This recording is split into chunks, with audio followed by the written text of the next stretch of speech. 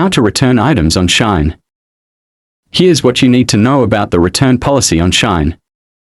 You can return most items within 15 days of receiving them, as long as they are in new condition.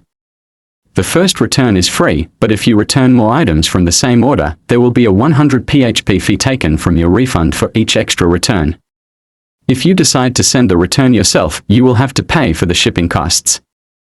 To return the item using the parcel shop, first log into your Shein account, then find the order in My Orders, click Return Item, select the items to return and provide a reason, submit the request. Once you receive a return number, follow the return list guidelines. Pack the items, drop off the package at a collection point, provide the return number to the staff at the collection point. The staff will print and attach a return label to the package.